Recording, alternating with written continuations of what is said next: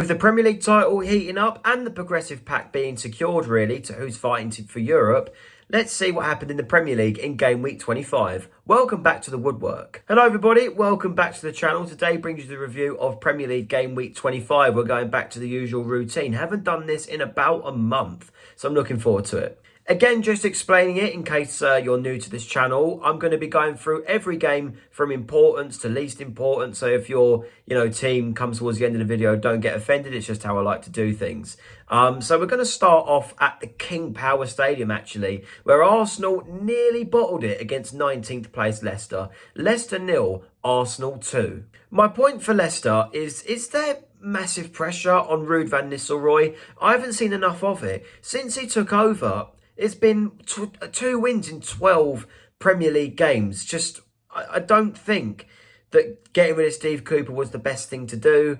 And putting in Van Nistelrooy, what? Because he had a good couple of games at United when he was interim when Ten Hag left for Amorim. I don't understand why they did that. And Leicester don't look great. They had a few chances in the game, but they just wouldn't take them. And Arsenal got the deserved win, really. For Arsenal, it was a huge relief. They now remain 7 points behind Liverpool after Liverpool got their win on Sunday over Wolves. But my talking point for Arsenal, Ethan Nwaneri, I think that was his best performance for Arsenal to date. Even though he didn't get the goals, both goals came from substitute Mikel Merino. Brilliant cross to set up the first goal. And all game, he was a massive threat to Leicester.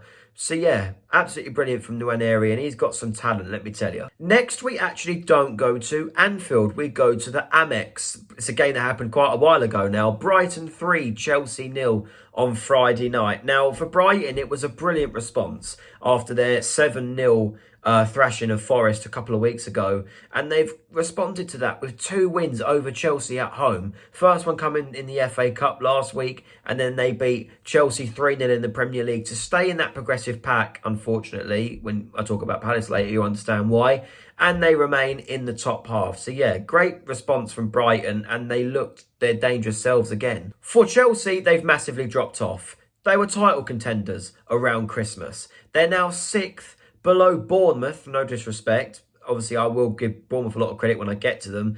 But, they could potentially be fighting for Europe now. With Newcastle and Fulham not too far behind them. You never know. This drop-off from Chelsea could be very, very costly come end of the season. And now we go to Anfield. Liverpool 2, Wolves 1. It was scrappy from a Liverpool point of view, but they got the job done. It was a good result for Liverpool. They now are 7 points clear, like I said, of Arsenal, and they will go to 10 points clear if they beat Aston Villa tonight in the Premier League.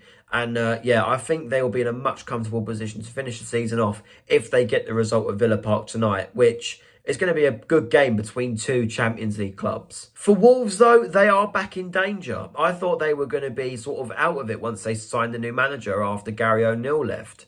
Vitor Pereira, isn't it, Wolves' manager? But they're back in danger. 2 points clear of both Ipswich and Leicester. I don't think they'd be in much danger if it was just Ipswich, but it's also Leicester. They could have a decent run of games, maybe Leicester, even though they're not at the moment. And I think Wolves will be fine, but they might not be. And, all right, it was a tough ask against Liverpool, but they need to start picking up points against the lesser teams. So we'll see what happens with them. Next, we go to the Etihad. What a win for Manchester City. Manchester City 4, Newcastle 0. Marmoush seems like a brilliant, brilliant player, or I've got to say. Not just because he got that hat-trick, but the way he finished some of them chances off. Sublime against Eddie Howe's side. And that's really my point for Man City. We live in a world where we're saying, in mid-February, Man City are in the top 4. Yeah, obviously. But they're literally just scraping it at the moment. It's weird. From an English football fan perspective, seeing as how Man City have done over the last few years. For Newcastle, my point for them, I've got to say, are they on the beach since they made the Carabao Cup final? Are they just waiting for it? European qualification through the Premier League is not looking great for Newcastle. They're 7th in the current Conference League place, but there could be the coefficient, which puts it down to 8th. So hopefully Newcastle will be relying on that to maybe get Europa League. I'm not sure how Europe works with the Carabao Cup anymore because of the whole coefficient scenario. But, are they just waiting for that? Because if they hold out till mid-March, they could find themselves in a little spot of bother. Next up, we go to St Mary's in probably one of the most pointless derbies in the Premier League. I know I'm not one to speak, but there you go.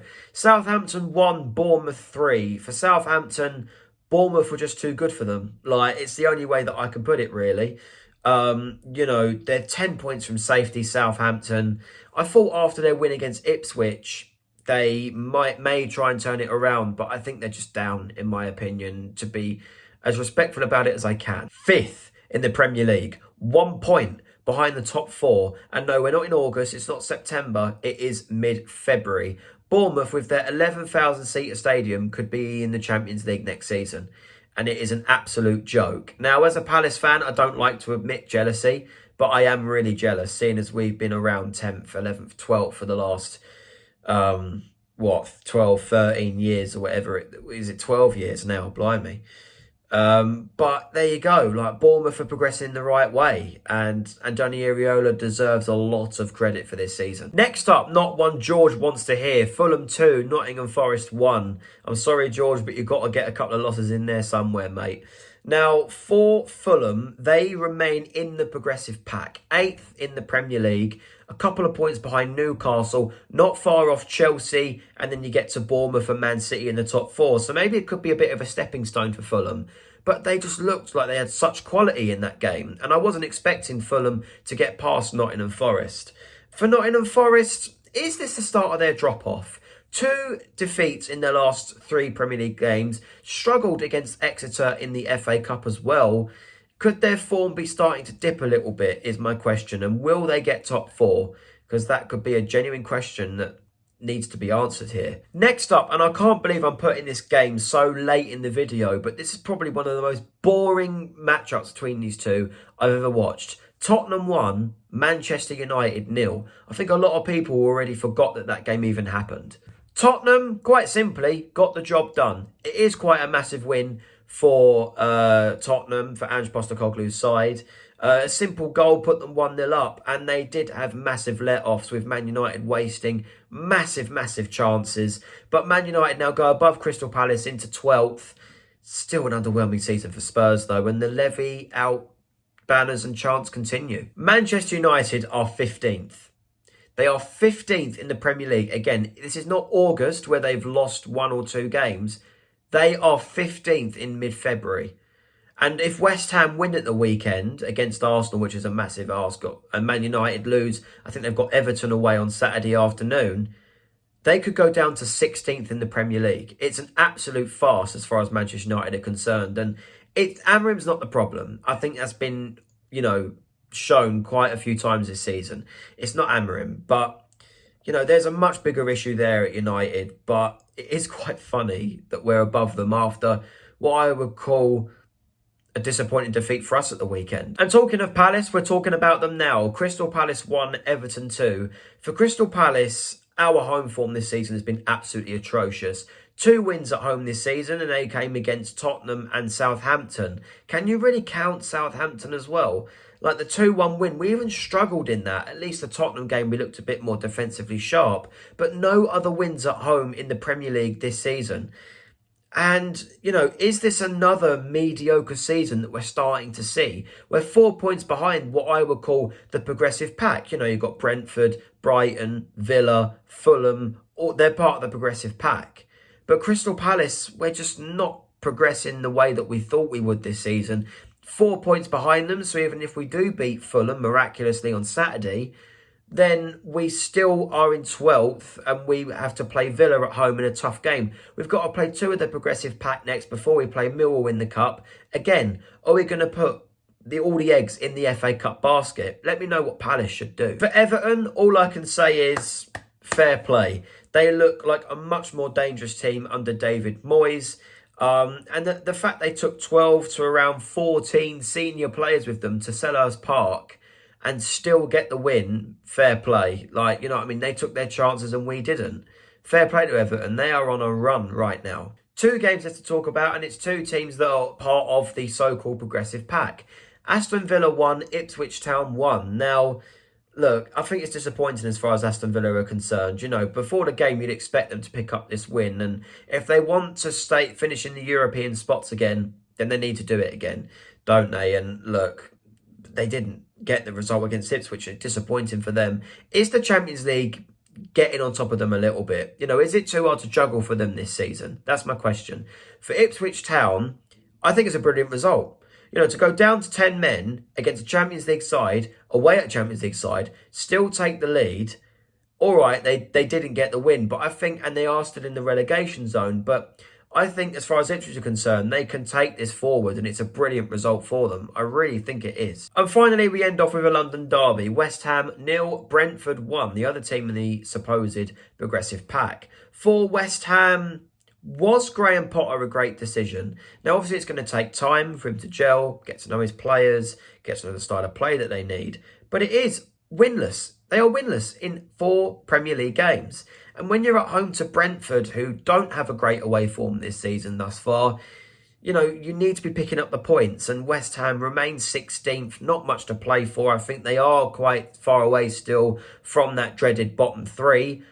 But it's not looking great for West Ham at the minute. For Brentford, they scored probably one of the most scrappy goals I've ever seen, and it was a scrappy 1-0 win for them. But their, you know, away form continues to improve. You know, they beat Southampton, Crystal Palace, and then they beat West Ham. They love going down south or a little bit further to the east side of London. They don't like going up north, Brentford. But they, you know, they're still part of the progressive pack in 11th. Probably the least likely now to get in them European spots, but still keep an eye on them because they have a decent record at home. So there we go. That is the review of Premier League Game Week 25. My next video in 2 weeks' time will be either the review of Premier League Game Week 27 or it could be the review of the 5th round of the FA Cup as Crystal Palace are still in it, and hopefully we get a result against Millwall at home. Our first game against our South London rivals for 12.5 years.